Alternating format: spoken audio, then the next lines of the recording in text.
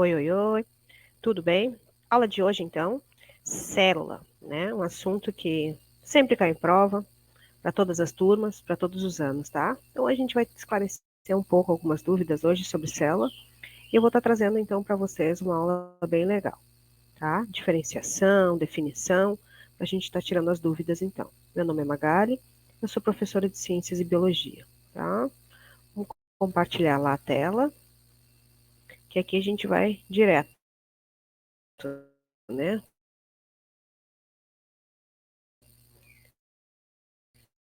Direto à aula.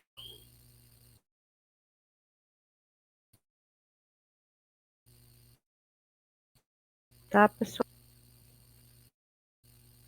O que eu trago para vocês, né? A primeira definição, né? A gente precisa entender, sem que necessariamente a gente tenha que decorar. Mas o que são células, então?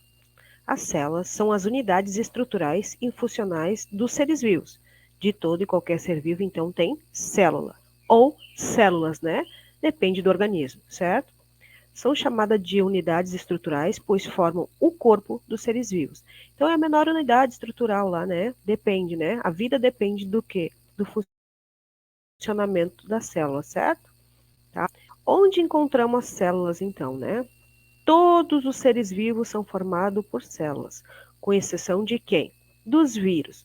Inclusive, a gente encontra lá que os vírus, eles não têm reino, né? A gente só, pelo um grande grupo lá chamado de vírus, certo? Elas são encontradas formando o corpo dos organismos. Alguns seres vivos, como as bactérias e os protozoários, possuem um corpo formado por apenas uma única célula, né? Então, como eu falei ali no começo, uma única célula unicelular, né? Então, as bactérias e alguns protozoários. Outros organismos, no entanto, são pluri. O que é pluri, né? Plural lá, mais de um, né? Pluricelulares, sendo formado por várias células. Então, em alguns organismos pluricelulares, as células estão agrupadas em tecidos, os quais constituem órgãos que estão agrupados em sistema. E o sistema tem um vídeo só sobre isso lá no canal, tá? Falando sobre o funcionamento do corpo humano aqui, né? E todo ser vivo pluricelular, certo? Mas específico sobre o corpo humano lá, né? Os diferentes, tá? E aí eu trago ali, ó, células diferentes ou também chamadas de especializadas, né?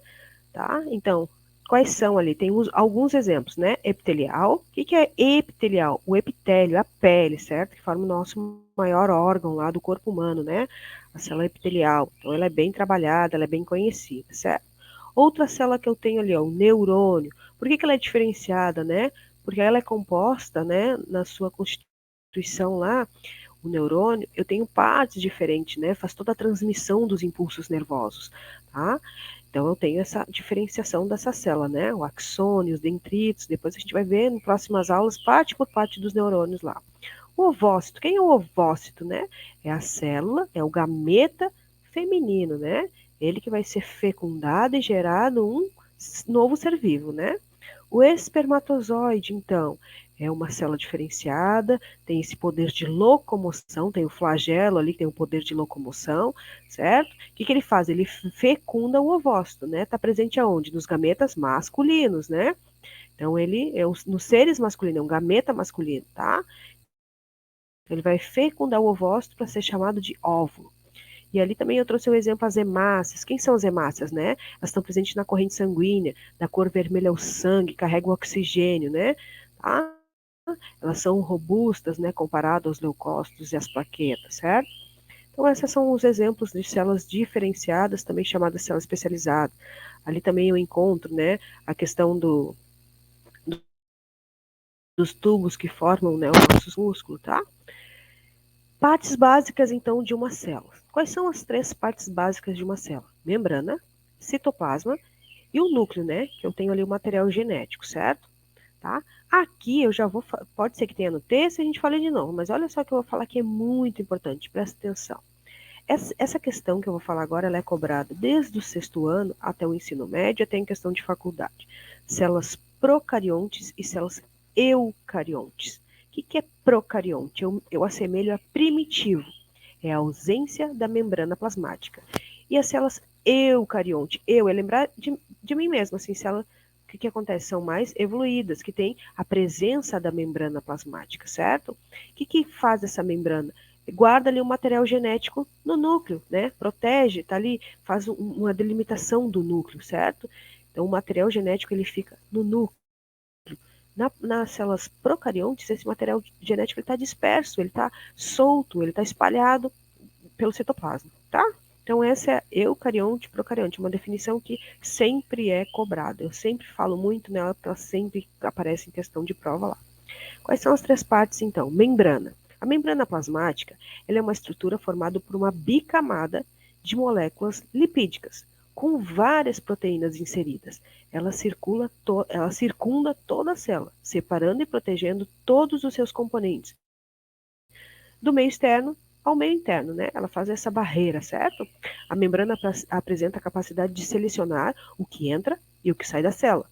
Devido a essa função, dizemos que ela apresenta permeabilidade seletiva, porque ela seleciona, né, o que entra e o que sai. Porque senão a gente podia encher uma célula de líquido, de substância, e ela podia entrar em colapso, explodir.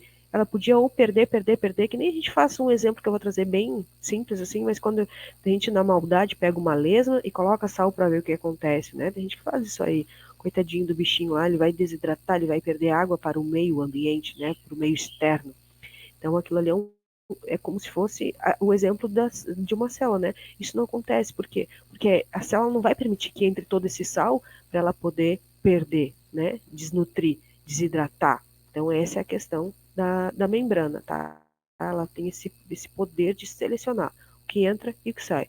Muitas vezes até por chaves, né? Decodificadas ali, né?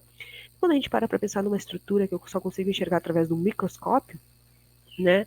Já a gente, opa, como é que funciona? Como é que é? Então a gente, né, tem que ir atrás de imagens, o que o próprio microscópio mostra, né? Então, não é o microscópio da escola, mas é um microscópio eletrônico, né? O citoplasma é uma outra parte básica da célula ali, né? O citoplasma, em células procarionte, corresponde a toda a região interna da célula. Em células eucariontes, por sua vez, o citoplasma corresponde à região entre a membrana e o envoltório nuclear. E é o local onde estão presentes as organelas citoplasmáticas, né? E nela ocorrem várias reações químicas importantes nas células eucariontes, inclusive elas que nos fornecem energia e que propriamente fazem o organismo como um todo funcionar, né? São as células, certo? Então, ali, ó, as organelas. Depois vai ser trabalhado organela por organela, né? Isso é muito importante também, é sempre bem cobrado, né? Quando eu falo em organela, quais vem? Nossa, vem, mitocôndrias, né? Respiração lá, celular, né? O retículo endoplasmático, o lísio rugoso, os centríolos, né? Então, todas essas organelas a gente vai trabalhar uma por uma e a função. Então, é um trabalho ali que a célula faz, né? Diariamente, ela não para nunca, né? Material genético, então, contém as informações que determinam as características de um ser vivo. Nas células eucariontes, a maior parte do material genético está contida onde? No núcleo, o qual é envolvido por uma membrana dupla, o envoltório nuclear. Nas células procariontes, por sua vez, não há envoltório nuclear, delimitando o material genético. Como eu falei, né? Ele está lá solto no citoplasma, tá? E aí, o que é o material genético, né? O que é? É o DNA, são as características que determina, vai ser alto, vai ser baixo, vai ser a cor da pele, a cor dos olhos, a cor do cabelo. Então, determina tudo, a funcionalidade, até se vai ser o quê? Macho ou fêmea, certo? Na fecundação e todo o desenvolvimento ali para gerar um novo ser vivo. Aí o que eu encontro então em relação à célula? Eu tenho a célula dentro das classificações ali, eu tenho a célula animal e a célula vegetal. Vocês estão vendo que tanto a animal quanto a vegetal, ela tem as organelas ali, né? Essa estrutura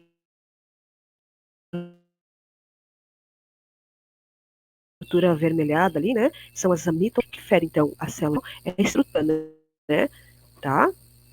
Então eu consigo diferenciar pela estrutura. Uma que é a presença do cloroplasto, né, que dá a cor verde, né, das células vegetais, mas a estrutura também, né, que muitas plantas a gente vê que ela não é formada de osso, que nem a gente, por exemplo, e ela consegue ali, né, se manter de pé, certo?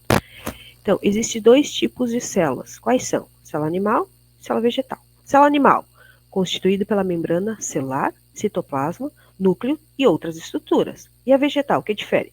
Constituída, então, pela membrana celular, a mesma coisa, citoplasma, núcleo, parede celular, dá mais resistência à célula e outras estruturas, certo? As células têm formas e dimensões muito variadas, né? Cada uma desempenha uma função bem importante, né? Tá? E as células, então, elas podem estar apresentadas ali, ó, conforme o ser vivo, né? Unicelulares, formado, que nem eu já trouxe no texto, por uma única célula, que são quem? Algumas bactérias e alguns protozoários. E as pluricelulares, então, são formadas por várias células, a maior parte dos seres vivos, né?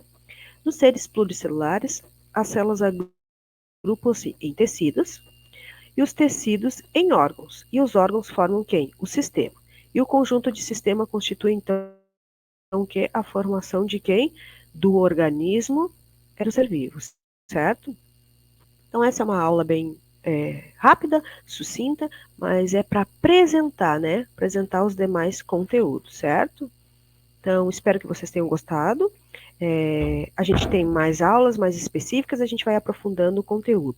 Esse conteúdo é uma introdução para o 6º ano, mas ele pode ser usado para todos os demais anos do ensino, fundamental quanto médio, tá? Segue aí, curte, comenta e todo dia, então, um vídeo novo para o canal.